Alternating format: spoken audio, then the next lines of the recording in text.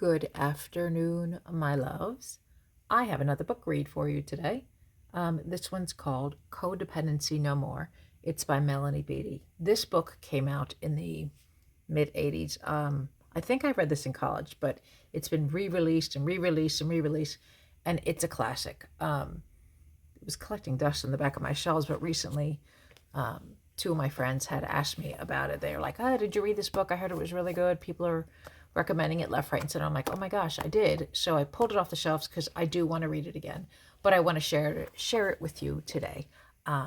So I wanted to read this part. If you have not heard of codependency, very briefly, just getting the subtitle is How to Stop Controlling Others and Start Caring for Yourself. A lot of times we, especially as women,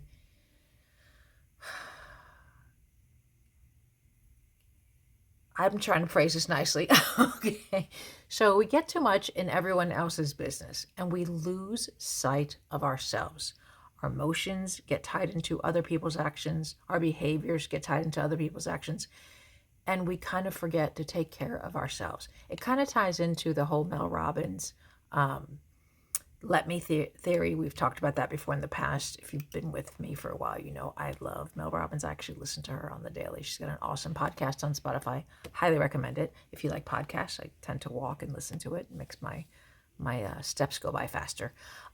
So let me read to you a little bit about this, because as women, we really do fall into this codependency trap. And this is a way of trying to get ourselves, she calls it, become undependent, is her term. There is a 12-step program that kind of goes with this. It is a bit modeled after that. Slight touch of God. Just give you a trigger warning here. And there are groups that meet on the regular.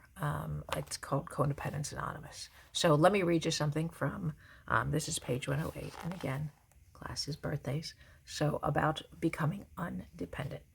She said, "We can feel our feelings, talk about our fears, accept ourselves in our present condition.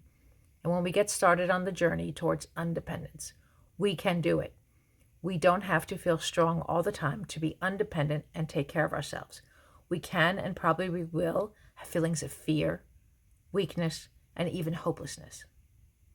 That is normal and even healthy. Real power comes from feelings, our feelings, not from ignoring them. Real strength, not from pretending to be strong all the time, but from acknowledging our weaknesses and vulnerabilities when we feel this way. Many of us have had dark nights.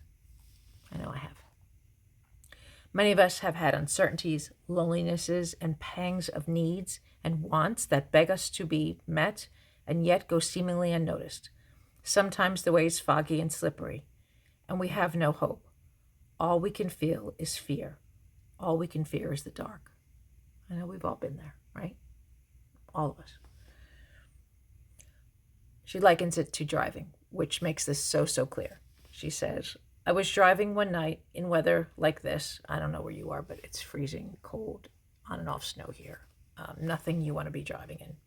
"I was driving one night in weather like this. I don't like driving, and I particularly don't like driving in bad weather. Same. Hate it. Hate it. Not sure why I live in Northeast Pennsylvania, but hate it.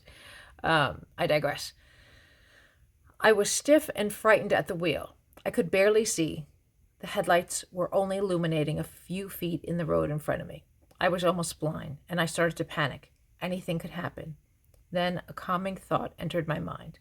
The path was only lit for a few feet, but each time I progressed those few feet, a new section was lit.